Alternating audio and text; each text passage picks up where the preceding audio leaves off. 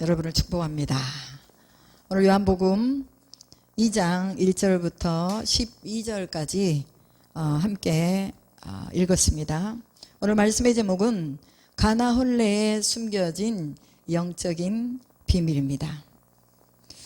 이 요한복음은 사도 요한이 성경을 기록했습니다. 그래서 우리가 이제 매주일마다 요한복음을 나누어서 지금 함께 나누고 있는데요. 우리가 전체적인 이런 흐름을 설명하면서 영적인 의미를 같이 나누고 있기 때문에 오늘 설교 말씀을 들으시고 그 다음에 또 영상을 또 유튜브에 올려진 영상을 보시면서 여러분들이 여러 번 반복해서 들으시면 훨씬 더 이해를 하게 될 것이라고 믿습니다. 저번에도 계속해서 말씀드렸지만 요한은 요한복음을 기록한 목적이 있다고 그랬습니다. 그래서 그 요한이 기록한 기록의 목적은 요한복음 20장 31절에 아주 정확하게 기록해 놓고 있죠. 이 하나님의 말씀을 기록한 이 기록의 목적은 예수께서 하나님의 아들 그리스도이심을 믿게 하려 함이라. 그리고 너희가 그 예수를 믿고 그 이름을 힘입어서 생명을 얻게 하려 함이라. 이것이 바로 요한이 요한복음을 기록한 목적입니다. 쉽게 말하면 예수님은 하나님의 아들이며 그분이 바로 그리스도, 즉 메시아로 오신 분입니다. 그리고 그 메시아를 믿으면은 생명을 얻게 되는 것입니다. 이것을 말하고 있는 것이죠. 자, 여러분 이 예수님을 믿으십니까? 아멘. 우리는 믿고 있습니다. 그럼 예수님을 믿는 사람은 우리 안에 뭐가 들어와 있는 거예요? 생명이 들어와 있습니다. 그럼 생명은 뭐예요? 생명은 계속해서 생명을 낳는 그 생명력이 있습니다. 그래서 이제 우리가 예수를 믿고 영원한 생명을 얻은 우리는 우리 안에 뭘 받은 겁니까? 구원을 받은 것입니다. 구원. 그럼 이 구원받은 사람들은 이 가슴 안에 이제 뭐가 생긴 거예요? 구원에 대한 뭐가 생겼어요? 소망이 생겼죠. 구원에 대한 소망. 그래서 로마서 8장 25절에 우리가 만일 우리가 보지 못하는 것을 바라면 뭐하라고 그랬어요? 참음으로 기다릴지니라 이렇게 말했어요. 그래서 구원이라는 것은 우리에게 하나님이 이제 예수를 믿으면 구원을 주셨죠. 이제 우리 안에 생명이 있고 이 생명이 어떤 사람은 이제 시작하는 사람이 있고 어떤 사람은 싹이 난 사람이 있고 어떤 사람은 이파리가 피어난 사람이 있고 어떤 사람은 열매가 맺은 사람이 있어요. 똑같이 다 예수를 믿지만 다 크기가 다르고 또 모양이 다르고 생김새가 조금씩 다를 수가 있다는 거죠. 왜냐하면 사람의 마음밭에 따라서 이 구원과 믿음의 모양들이 조금씩 이제 차이가 나는 것을 볼 수가 있습니다. 중요한 것은 우리가 소망으로 구원을 얻었다. 그래서 이것이 구원이 눈에 보여요, 안 보여요? 보이지 않잖아요. 눈에 보이지 않지만 그러나 이 소망이 현실이 될 때까지 뭐 해야 되는 거예요? 인내로 기다려야 되는 거예요. 그래서 믿으면 보게 되는 영광이 있죠. 요한복음 11장 40절에 예수님이 누구에게 말씀하셨어요? 마르다에게 말씀하셨어요. 마르다야, 네가 믿으면 하나님의 영광을 보게 될 것이다. 이렇게 말했어요. 믿으면 알게 되는 하늘의 비밀이 있다는 거예요. 믿는 사람이 보게 되는 그 믿음에 뭔가 그 느낌과 사랑이 있다는 거예요. 우리가 믿지 않으면 하나님의 사랑을 느낄 수 있어요? 없어요? 없어요. 하나님을 믿으니까 하나님의 사랑을 우리가 느끼게 되는 거예요. 우리 안에 믿음이 들어오면 말씀을 우리가 계속해서 접하게 되잖아요. 믿음이 있으니까 자꾸 말씀으로 우리 눈이 가게 되죠. 그래서 하나님은 사랑이시구나. 하나님이 세상을 이처럼 사랑해서 독생자를 주셨구나 하고 말씀을 우리가 가까이 하면서 이 말씀이 살아서 누구를 붙들어 주냐면 내 인생을 붙들어 주는 거예요. 그래서 말씀을 가까이 하는 것이 중요하다는 것을 계속해서 강조를 하고 있는 것입니다.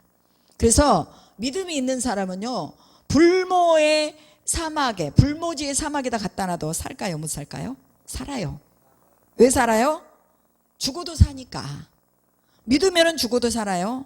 없어도 살아요. 아무것도 없는 상황 가운데 있지만 내가 하나님을 믿고 예수님을 믿으면 그 안에서도 살 수 있다고 말해요. 뭐가 있으니까? 소망이 있으니까. 그래서 소망이 있는 사람들은 쉽게 좌절하지 않습니다. 소망이 있는 사람들은 보이는 것에 흔들리지 않는다는 거죠. 믿음이라는 것은요, 하나님이 손을 내미셨어요. 그럼 우리가 그 손만 잡으면 돼요. 나라는 존재가 여기 있는데 나를 하나님이 이렇게 잡으면요, 내가 뿌리치지 않고 그냥 그분을 이렇게 따라가면 되는 거예요. 이게 바로 믿음이에요. 그래서 믿음이 어려운 게 아니죠. 그냥 그분의 손만 잡고 그분이 인도하는 대로 따라가기만 하는 것이 바로 믿음입니다. 그래서 믿음이라는 것은요, 하나님의 말씀을 믿는 것이 믿음이에요. 그런데 이 믿음이 안 생길 때가 많잖아요. 내가 믿음이 있다고 하지만 그 믿음이 조금 식어질 때가 많아요. 그럴 때는 우리가 안 믿어지고 또 이 믿음이 오지 않을 때, 하나님 내게 믿음을 주세요. 나는 믿음으로 살고 싶어요. 이런 고백을 하나님 앞에 드려야 되는 거예요. 그게 바로 기도잖아요. 기도를 통해서 하나님 나를 붙잡아 주세요. 하나님 나와 함께 해주세요. 여러분, 왜 우리 안에 믿음이 들어오지 않은 줄 아십니까? 나라는 내 자체의 이런 자아와 나의 이런 교만함과 완악함들이 꽉 채워져 있기 때문에 믿음이 들어올 수 있는 스페이스, 즉 공백이 없다는 것입니다. 우리가 하나님 앞에 기도하면서 하나님 그것들을 제거해 달라고, 그래서 믿음을 나에게도 선물로 달라고, 어린아이처럼 그렇게 그냥 이렇게 눈 뜨면 하나님 나 믿음이 없어요, 믿음 주세요. 믿음이 없다는 것을 어떻게 알아요? 내가 하나님을 향해서 자석처럼 딸려가야 되는데 자꾸 하나님이 좋아하는 것에서 멀어지는 거예요. 말씀이 멀어지고 기도가 멀어지고 찬양하는 것이 멀어지고, 이런 것들이 바로 내가 믿음이 떨어지고 있다는 그런 증거라 그 말이죠. 그래서 이브리서 11장 1절에는요, 믿음은 바라는 것들의 실상이다. 그리고 네가 아직 보지 못하지만 그러나 이 보이지 않는 것들이 보게 되는 증거를 가지게 될 것이다, 이렇게 말했어요. 그래서 우리의 믿음의 대상은 창조주 하나님이시고 또 구원자 예수님이시고 보혜사 성령님이십니다. 그래서 삼위의 하나님은 초월적인 그런 세계의 왕이신 것을 우리가 알고 그분을 고백해야 되는 거예요. 그래서 우리 눈에 지금 보이지 않아요. 그러나 우리 마음의 믿음으로 믿는 것이 뭐가 된다고요? 실상이 되는 거예요. 그리고 또 우리 눈에 지금 보이지 않아요? 그러나 우리가 믿으면 그것을 하나님이 증거로 보여주시겠다고 약속하고 있는 것입니다. 그래서 이 믿음의 출발점은요, 내가 아니라 누구예요? 하나님이에요. 하나님 변하지 않는 분, 창조주, 구원자, 그리고 온 세상의 만물을 다스리는 분, 이분이 바로 믿음의 동력이요 믿음의 주체가 되는 거예요. 내가 아니에요. 내가 믿는 거 아닙니다. 내가 믿는 게 아니라 하나님이 나에게 믿을 수 있도록 힘을 주는 거예요. 그래서 은혜예요. 우리가 늘 하나님을 구해야 돼요. 하나님 믿음 주세요. 또 믿음이 떨어졌네요. 믿음 없는 생각을 하고 있네요. 믿음 없는 행동을 하고 있네요. 하나님 내게 믿음 주세요. 이것이 바로 믿음을 가질 수 있는 초보에 하나님께 구하는 구함입니다. 우리는 이 믿음을 가지고 요한복음을 봐야 돼요. 그럼 요한복음 1장에서 우리가 보았듯이 태초에 말씀이 계셨다고 그랬잖아요. 태초에 말씀이 계셨는데 이 태초의 말씀은 하나님과 함께 계셨다.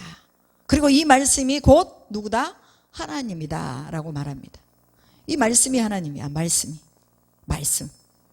우리 하나님을 찾으러 멀리 갈 필요가 없어요. 하나님 말씀을 보면 이 말씀이 하나님이기 때문에 내가 이 하나님을 만나고 싶을 때 말씀을 읽거나 말씀을 들으면 하나님을 만나고 있는 거예요. 이 말씀이 이제 우리 속으로 들어오잖아요. 그러면 이 말씀이 생명으로 나타나는 거예요.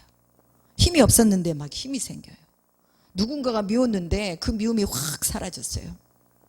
그리고 내가 할 수 없다고 생각했는데 막 할 수 있는 이런 힘이 솟아나오는 거예요. 왜냐하면 이 말씀이 생명이기 때문에 이 생명이 우리 안에서 무엇으로 역사하느냐? 빛으로 역사해서 우리 속에 있는 더러운 것들, 추악한 것들, 또 마귀적인 것들, 사탄적인 것들, 이런 음란한 것들, 그 다음에 또 할 수 없다고 말하는 부정적인 것들을 이 빛이 와서 쫙 하고 관통을 해버리는 거죠. 그러면 이제 나는 살아나는 거예요. 말씀이 들어오니까 생명이 들어왔죠. 이 생명이 빛으로 확 역사에서 우리를 살려주는 거예요. 여러분, 말씀이 안에 있는 사람들은요, 가는 곳곳마다 생명을 불어넣어줘요, 사람들에게. 그래서 그 사람들이 살아나는 역사를 경험하고, 또 그 다음에 이 말씀이 비춰지니까, 빛이 비춰지니까 어둠이 떠나가는 것을 보게 되는 거예요. 여러분이 가는 곳곳에 이런 어둠이 떠나는 이 일들이 있다는 거죠. 그래서 여러분들은 모르지만 그냥 우리가 가잖아요. 그럼 빛이 가기 때문에 자연히 어둠이 떠나는 거예요. 빛이 가기 때문에 자연히 누가 떠나요? 사단의 세력이 싹 떠나는 거죠. 그래서 우리가 더 주목할 이 말씀이 생명이 빛이 무엇이 되었다?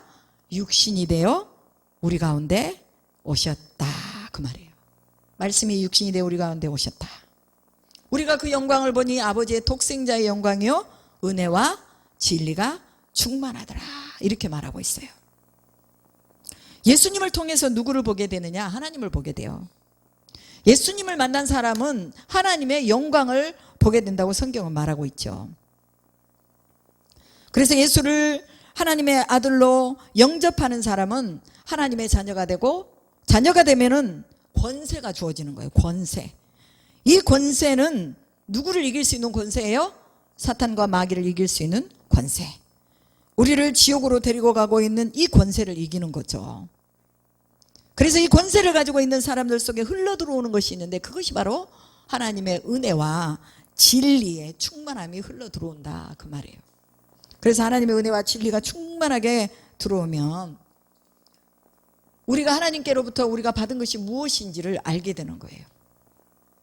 하나님이 우리에게 주신 거 너무 많잖아요. 우리가 뭐 눈으로 딱 보는 것만 해도 하늘, 하나님이 주신 거잖아요. 창세기 하나님이 만들었다고 말씀했죠. 그 다음에 땅, 뭐 바다, 산, 공기, 산소, 이 모든 것을 다 하나님이 주셨어요. 그리고 식물, 그 다음에 뭐 여러 가지 많은 것들을 다 하나님이 주셨죠. 인간이 살아갈 수 있는 모든 기후와 조건들을 하나님이 다 주신 거예요. 그래서 우리는 하늘을 보면서 하나님 감사합니다. 이런 풀들을 보면서, 나무들을 보면서 하나님 감사합니다. 우리를 위해 주셔서 너무 감사합니다. 이것이 다 하나님의 선물입니다. 감사로 하나님 앞에 영광을 돌리는 거예요. 그런데 이 은혜로 주어진 것들을 감사로 보지 못하는 사람들이 너무 많아요. 당연히 있었으니까 있었겠지 뭐. 이거 뭐 당연한 거 아니야? 내가 숨 쉬고 있는 거 오늘 당연한 거 아니야? 오늘 내가 아침에 눈을 뜬 거 이거 당연한 거 아니야? 모든 것을 다 당연하게 여기는 사람은요, 하나님의 은혜로 주신 것들을 모르는 거죠. 그래서 우리의 몸, 또 우리의 가정, 환경, 교회, 이 모든 것을 다 하나님이 주셨기 때문에 우리가 그것을 헤아리면서 하나님께 조목조목 감사를 드릴 수 있는 사람이 바로 그 은혜를 누릴 수 있는 사람이라, 그 말이죠. 내가 감사하면 감사하다고 표현을 해야 되잖아요. 아, 너무 감사해요. 나를 도와주셔서 감사해요. 기도해 주셔서 감사해요. 이런 감사의 표현들이요, 바로 하나님의 은혜를 경험하고 있는 사람이 할 수 있는 것입니다. 우리가 은혜를 알면은 작은 것에도 감사할 수가 있어요. 근데 은혜를 모르면요, 큰 것을 줘도 감사를 못해요. 진리에 충만하다는 것은 예수님의 생명으로 충만하다는 그런 의미가 있습니다. 예수님의 생명으로 충만한 사람에게는 두려움이 있을까요, 없을까요? 두려움이 없어요. 내가 무언가를 하는 게 아니라 주님이 모든 것을 하시기 때문에 두렵지 않다는 거죠. 예수님은 진리라고 말씀하십니다. 진리는 변하지 않는 것입니다. 하나님의 사랑은 태초부터 지금까지 한 번도 변한 적이 없어요. 지금 이 지구를 6,000년으로 보고 있거든요, 창조과학에서는. 6,000년의 시간이 흐르는 동안에 하늘이 한 번도 없어진 적이 있어요, 없어요? 없어요. 내가 자고 있는 사이에도, 내가 집 안에 있는 사이에도 하늘은 여전히 거기에 그대로 있는 거죠. 6,000년 전에 그 땅이 그대로 있는 거예요. 뭐 어떤 지변은 조금 변했을지 모르고 흙은 조금씩 변해갈지 모르지만, 그러나 우리가 밟고 있는 이 땅은 지금도 계속해서 있다, 그 말이에요. 인간이 타락하면 하나님이 심판을 하시잖아요.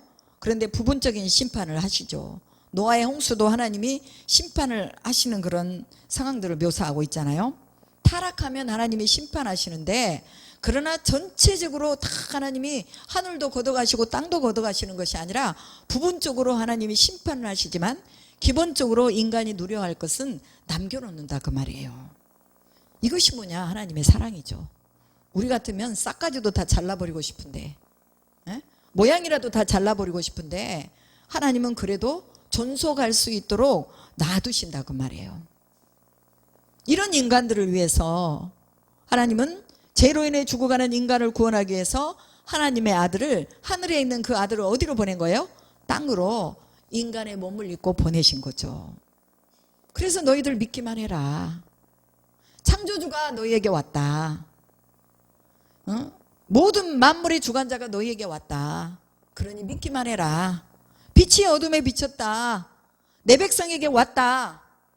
그런데 그 빛이, 생명이 하나님의 백성에게 왔는데 어둠이 깨닫지 못했다고 말하고 있죠. 이 어둠이 깨닫지 못하는 거예요. 예수님을 하나님의 아들로 믿고 자신의 왕으로 고백하면 하늘이 열리고 하나님의 사자들이 예수님 위해서 오르락 내리락 하는 것을 보게 될 것이라고 요한복음 1장 51절에 얘기하고 있어요. 예수님의 이름으로 기도하면 천사들이 하늘의 응답을 가지고 하늘에서 내려오는 거죠. 왜? 그 예수 이름의 권세가 있기 때문에.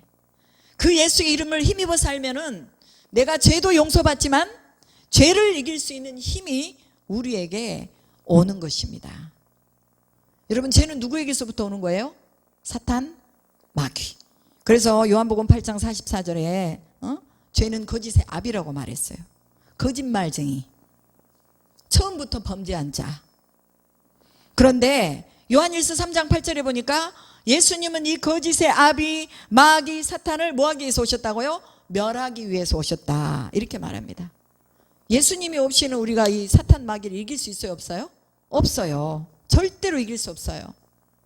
사탄, 마귀가 그 사람을 잡고 있으니까 자살하고 절망하고 일어서지 못하고 낙심하고 결국은 우울증에 걸리고, 이런 모든 일들이 다 거짓의 아비 사단에게 잡혀 있어서 그런 거예요. 그런데 예수님이 오셔서 거짓의 아비를 싹 다 몰아내 주시고 이제는 하나님의 자녀로 우리가 살자. 무엇을 위해 나가자? 생명을 위해 나가자. 이렇게 말씀하시는 것입니다. 마태복음 28장 20절에 보면은요, 하늘과 땅의 권세를 예수님이 우리에게 주셨다고 그랬어요.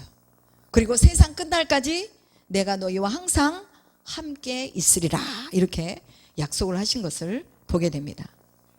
그러면 이 약속이 더 강력하게 유효한 유효성을 가지고 있는 사람의 삶이 있겠죠. 강력하게 유효성을 가지고 있는 사람의 삶은 모든 민족으로 제자를 삼아서 아버지와 아들과 성령의 이름으로 세례를 주고 하나님이 우리에게 주신 모든 말씀을, 분부한 말씀을 가르쳐 지키게 하는 사람에게 100% 하나님께서 이 하나님이 함께 하시는 이 유효성을 주시는 것입니다. 그렇기 때문에 우리가 그냥 함부로 살고 마음껏 살고 그냥 우리가 원하는 대로 살고, 물론 하나님이 함께 하시죠. 그러나 하나님은 관망하는 차원에서 보고 계시는 거지 적극적인 차원에서 우리를 도와주지 않습니다. 그러나 우리가 제자 삼고 말씀으로 살아보려고 하고 또 성부와 성자와 성령의 이름으로 세례를 우리는 목회자들이 세례를 베푸는 거지 평신도는 세례를 베푸는 게 아니지만, 그러나 여기서 말하는 성령 세례를 말하는 거죠. 우리가 가는 곳곳마다 성령의 능력이 일어나서 그 능력으로 죽은 자를 살리고, 이렇게 됐을 때 하나님이 우리와 함께 하시는데 그 함께 하시는 증거들이 하나님이 그 일을 이루시는 것으로 나타난다, 그 말이에요. 주님께서 가르쳐준 모든 말씀을 지켜 행하려고 할 때 하늘과 땅의 권세를 우리가 함께 나누어 쓰게 된다, 그 말이에요. 하늘과 땅의 권세는 원래 누구 거예요? 예수님 거잖아요. 근데 그 예수님을 믿고 예수님 안에서 신실하게 이 말씀대로 순종하고 사는 사람은 이 권세를 우리가 받아서 쓰게 된다, 그 말이에요. 얼마나 멋있는 권세예요. 이 권세가 여러분에게 다 있어요. 이 권세를 쓰시기 바랍니다.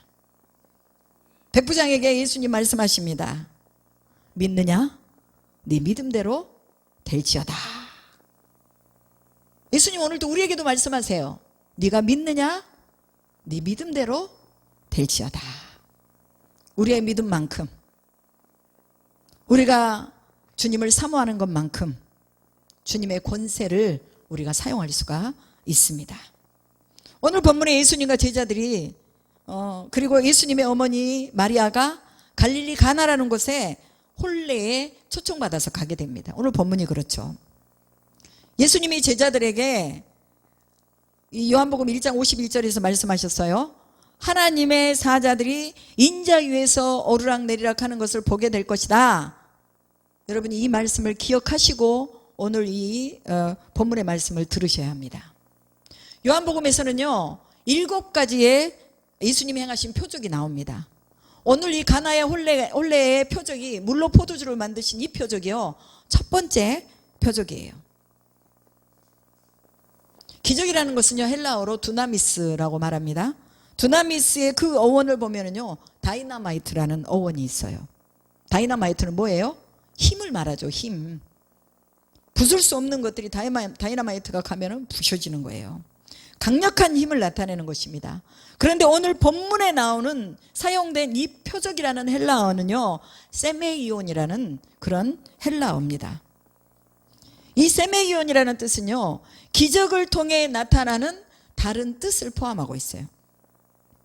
즉 일명 이런 것입니다. 물이 포도주가 되게 하는 표적 속에서 예수님이 말씀하시고자 하는 숨은 의도가 있다는 거예요.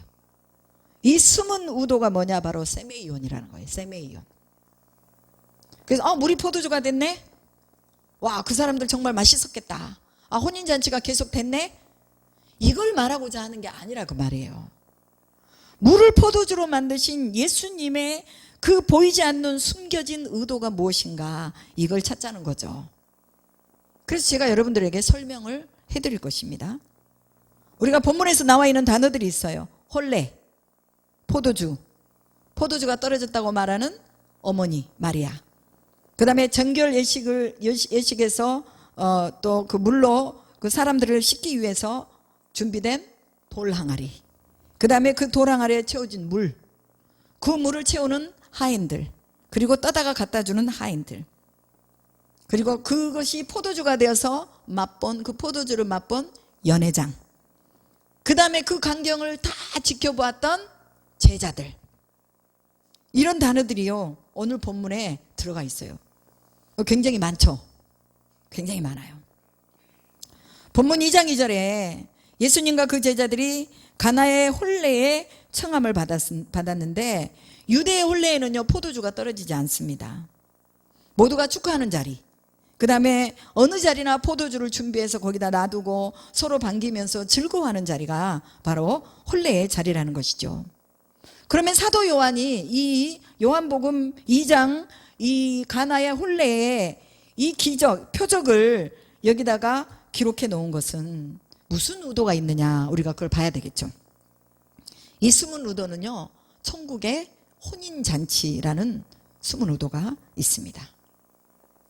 요한계시록 19장에서 보면은요 어린 양의 혼인잔치가 열릴 것을 말씀하고 있습니다. 그래서 천사들이 어린 양의 혼인잔치에 청함을 받는 자는 복이 있다, 복이 있다 하고 이렇게 말하는데, 그 소리를 누가 들어요? 사도 요한이 듣는 거예요. 환상을 통해서. 자, 그렇다면 오늘 우리는 이 어린 양의 혼인잔치에 초청함을 받았어요? 안 받았어요? 받았어요. 예수를 믿는 사람들은요 다 어린 양의 혼인잔치에 초청을 받고 초대장을 받은 사람들이에요. 그럼 그 초대장이 어디 있어요?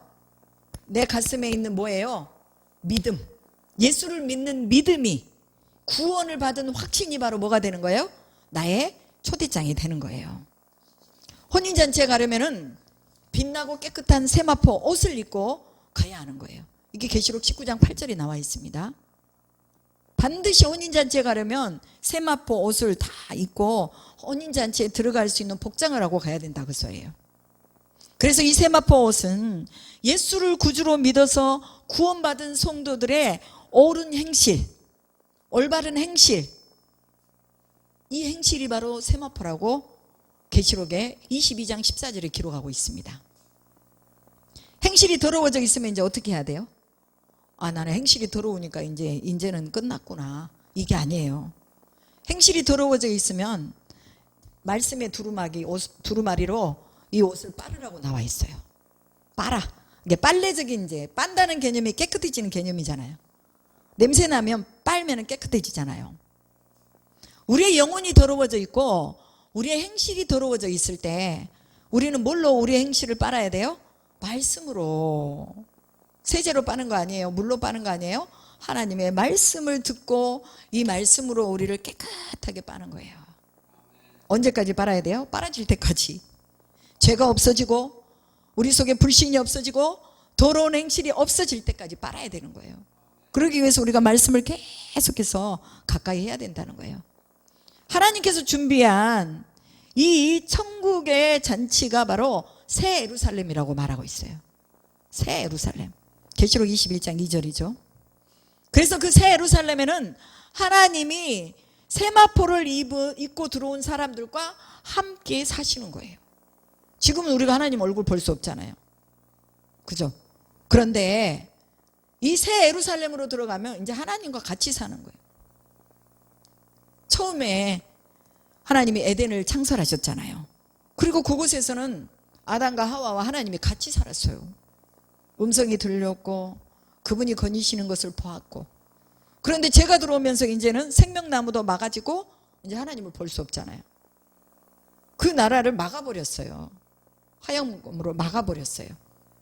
못 들어오게. 영생할까 싶어서. 그런데 이제 예수를 믿고 예수님을 하나님의 아들로 고백하면 우리는 이제 뭐 하는 거예요? 영생하잖아요.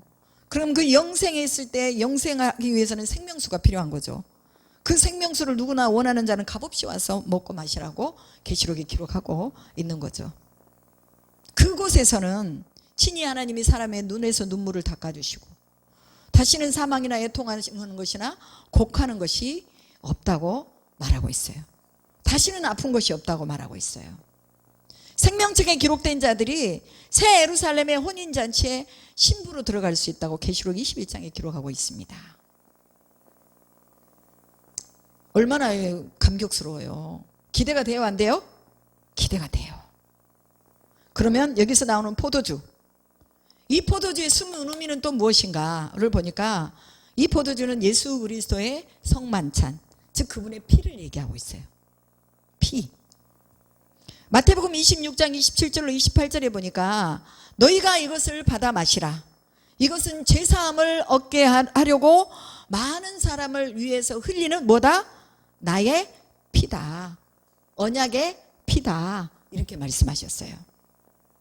이 피가 곧 뭐예요? 십자가와 부활을 의미하는 거죠. 그래서 여러분들이 단지 그냥 이건 포도주, 물이 포도주인데 이런 의미로만 보지 마시고 이 안에 숨겨져 있는 십자가와 부활, 즉 불가능한 것을 가능하게 하시는 분, 물을 포도주로 만드신 분, 그분이 바로 예수 그리스도시고 하나님의 아들이라고 사도 요한이 얘기하고 싶은 거예요. 그래서 이것을 이렇게 기록해 놓은 거죠. 포도주가 떨어졌잖아요. 예수님의 어머니가 와가지고 예수님에게 포도주가 떨어졌다고 말해요. 왜 예수님의 어머니는 예수님에게 와서 포도주가 떨어졌다고 그럴까요? 예수님이 잔치의 주관자도 아닌데, 그죠? 그럼 여기서 우리가 영적인 의미를 봐야 되는 거죠. 여러분, 마리아는요 예수님의 어머니예요. 성령으로 잉태될 때에 마리아가 하나님의 음성을 들었어요. 하나님의 음성을 듣고 믿는 자에게는 능치 못함이 없다. 능하심이 내가 하나님이 어떻게 능치 못함이 있겠느냐라는 이런 음성을 들었어요. 그리고 그가 예수님을 잉태하고 이제는 그 예수님이 자라고 또 이렇게 공적인 사역을 하는 것에 이제 굉장히 관심을 가지고 있는 거죠. 그리고 하나님의 사인을 받은 거예요. 어머니가 예수님에게 가서 이제 포도주가 떨어졌습니다 하고 말하니까 예수님 뭐라고 말해요? 왜 그거를 저한테 말씀하십니까? 아직 내 때가 이르지 아니했습니다. 이렇게 말하는 거죠. 그때 예수님의 어머니가 아무런 대꾸도 하지 않고 거기에 대해서 어떤 토도 달지 않고 하인들에게 가가지고 무엇이라고 말씀하시든지 너희들은 그대로 해라 라고 말합니다. 우리가 볼 수 있는 이 마리아, 예수님의 어머니 마리아는요, 하나님의 말씀을 잉태한 여자예요. 즉 예수님을 잉태했다는 것은 말씀을 잉태했다는 거잖아요. 그리고 그 말씀을 이제 낳았어요. 예수님을 낳았죠. 그리고 하나님이 언제 그를 세상에 나타내실지 기다리고 있던 사람이에요. 그래서 예수님에게 가서 포도주가 떨어졌다 그 말은 당신이 이제 세상에 나타날 때가 됐다 이런 말이죠. 그래서 이 어머니는 예수님과의 그런 친밀한 영적인 관계를 가지고 있었기 때문에 그 예수님과의 사이에서 어떤 오해도 없었어요. 여자여 왜 내게 와서 그런 말을 합니까? 내가 나하고 무슨 상관이 있습니까? 내 때가 아직 이르지 아니했습니다. 우리는 만약에 누군가에게 거절을 당하거나 뭐 아직 때가 이르지 아니했는데 그리고 당신 그렇게 하지 말고 이렇게 좀 해보세요 하면 괜히 자존심 상해하잖아요. 어떻게 보면 자존심 상할 수 있는 이런 상황의 얘기임에도 불구하고 그래도 마리아는요, 예수님의 어머니 마리아는 예수님이 하실 일 두 분과 가지고 있는 그런 관계의 사인이 있었다는 거예요. 오늘 우리가 하나님과 우리 사이에 이런 사인을 가지고 있으면요, 우리는 하나님을 오해하지 않습니다. 우리가 기도해도 어쩔 때는 응답이 없고 어쩔 때는 또 막 그냥 기도해도 어떤 상황들이 어려워지고 이럴 때는요, 우리가 하나님을 오해해요. 에이, 하나님이 내 기도 안 들어주신다. 그럼 나는 뭐 기도할 필요가 없지 뭐. 그리고 절망하고 낙심하고. 하나님과의 친밀한 관계에 있으면 있을수록 그분이 뭐라고 말씀하셔도 이성에 맞지 않고 내 합리에 맞지 않아도 그러나 기적을 베푸실 분이 그분이기 때문에 그분을 보면서 우리가 순종할 수 있는 거예요. 이것이 바로 믿음입니다.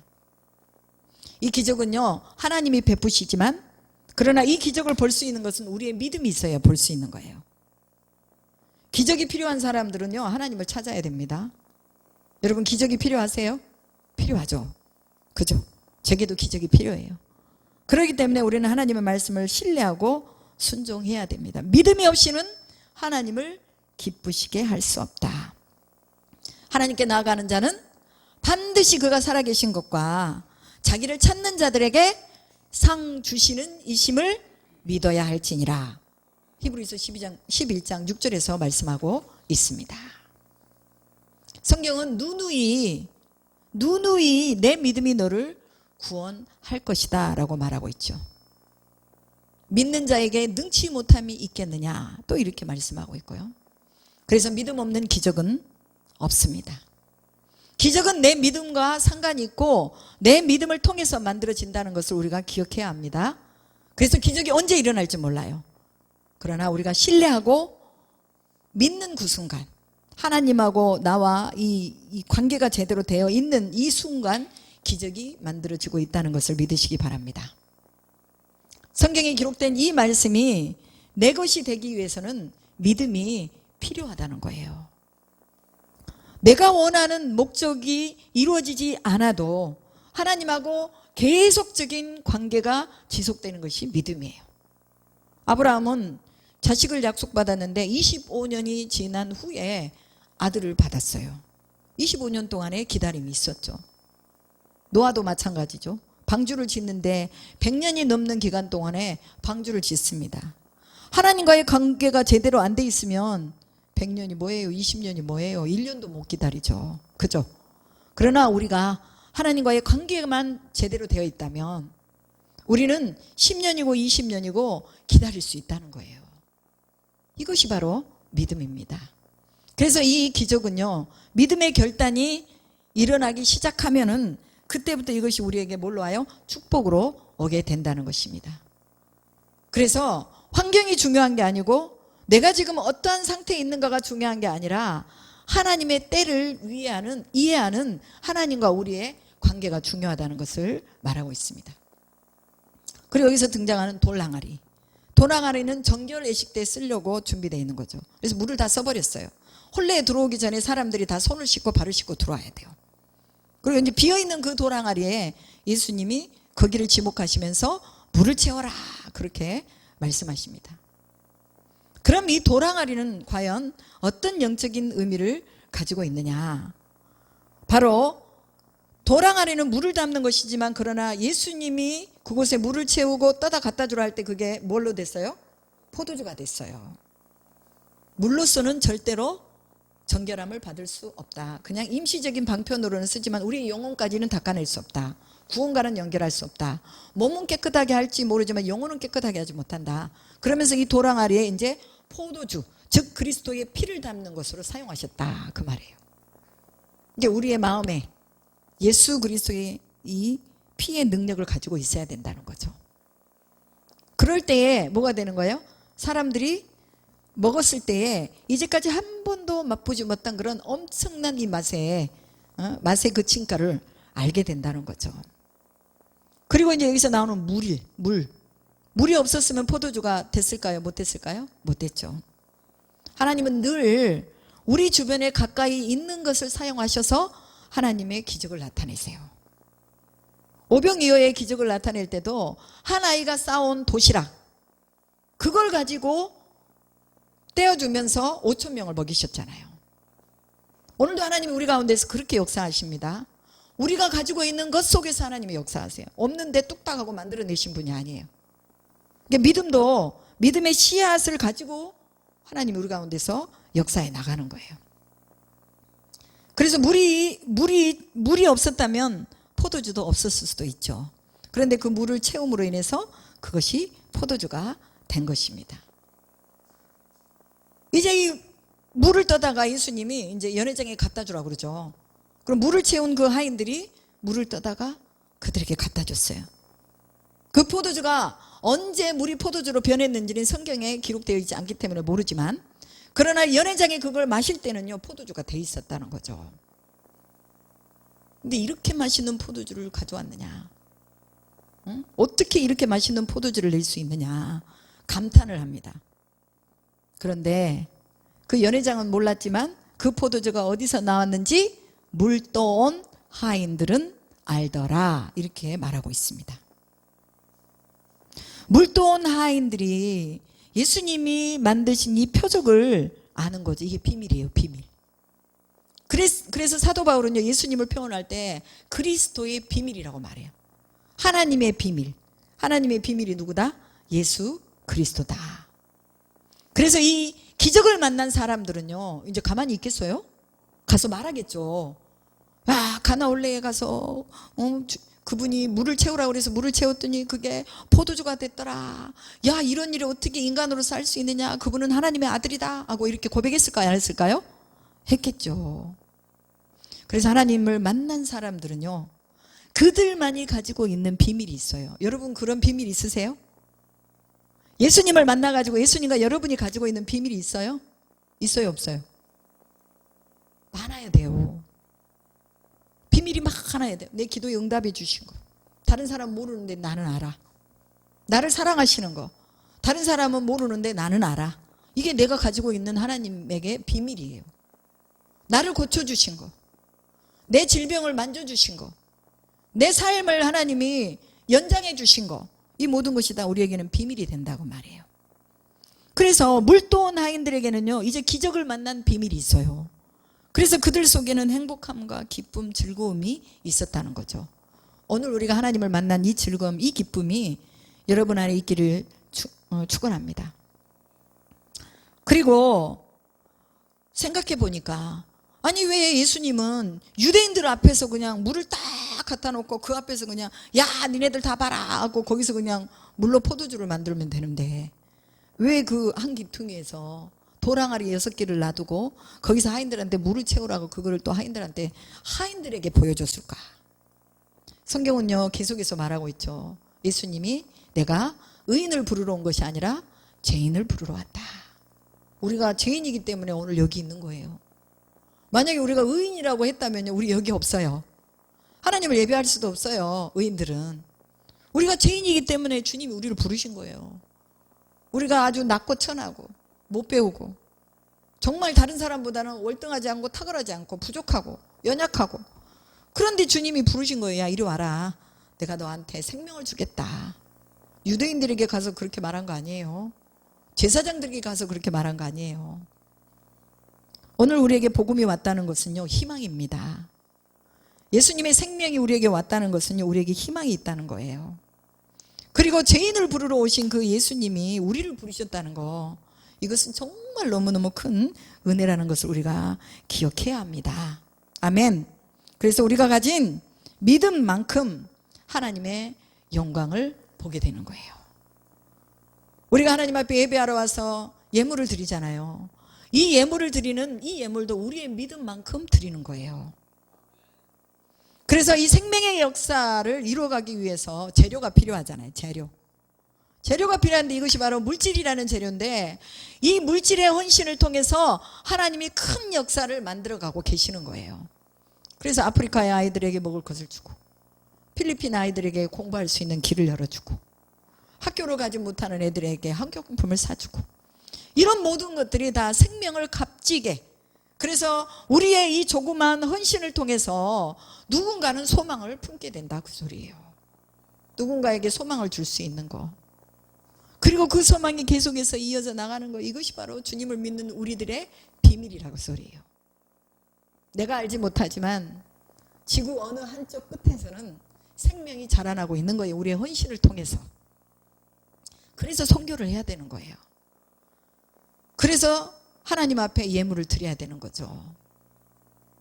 여기 본문에 나와 있는 연회장은 이 포도주가 어디에서 나왔는지 몰랐어요. 영적으로 하면 이 연회장은 구원이 어떻게 오는 줄을 모르는 사람이에요. 포도주 맛은 볼 줄 알았지만 영원하신 생명이신 예수님이 누군지 모르는 거죠. 마치 예수가 어떤 분인가는 알지만 믿지 않는 사람들 같다고 말해도 과언이 아닙니다. 들어서 알고 있는 예수가 아니라 천국의 혼인잔치에 믿어서 들어가는 우리 모두가 되기를 주님의 이름으로 축복합니다.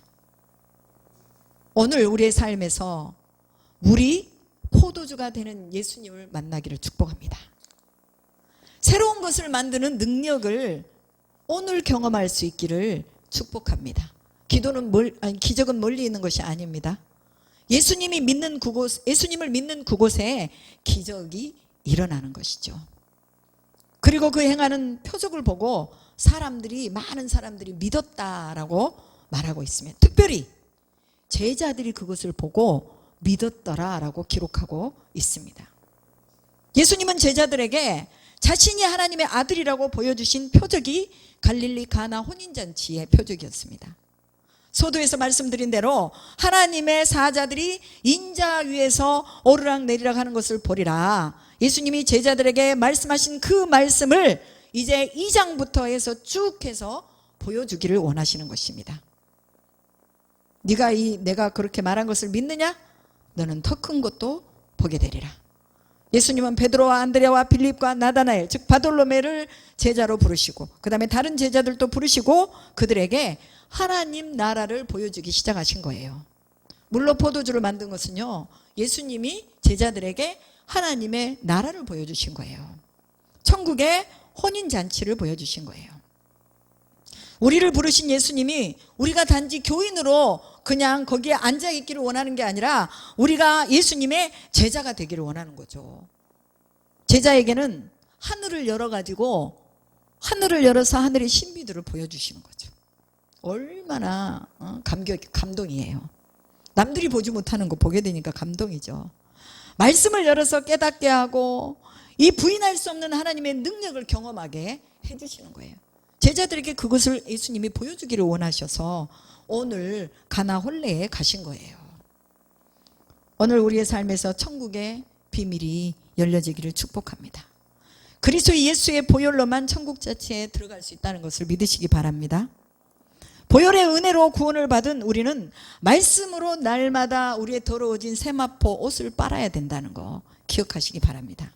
그래서 우리의 삶을 정결하게 하고, 주님의 말씀이면은 내 상식에 이해되지 않고 내 상황에 매이지 않고 바로 순종할 수 있는 이 믿음. 그래서 예수님과 친밀한 관계 속에서 실족하거나 넘어지지 않고 어떤 상황에도 예수님을 신뢰할 수 있기를 주님의 이름으로 축복합니다. 기도하겠습니다. 하나님 감사합니다. 전능하신 주님이 하늘의 사인으로 우리에게 많은 것들을 주셨습니다. 우리의 믿음을 견고하게 할 수 있도록 우리가 날마다 순종하게 하여 주시옵소서. 우리가 믿음 없는 것을 도와주시고 예수의 이름의 비밀을 더 풍성하게 가지는 영적인 부여가 우리에게 있도록 순종하고 또 순종할 수 있도록 인도하여 주시옵소서. 그렇게 하실 줄 믿고 감사드리며 예수님의 이름으로 기도합니다. 아멘.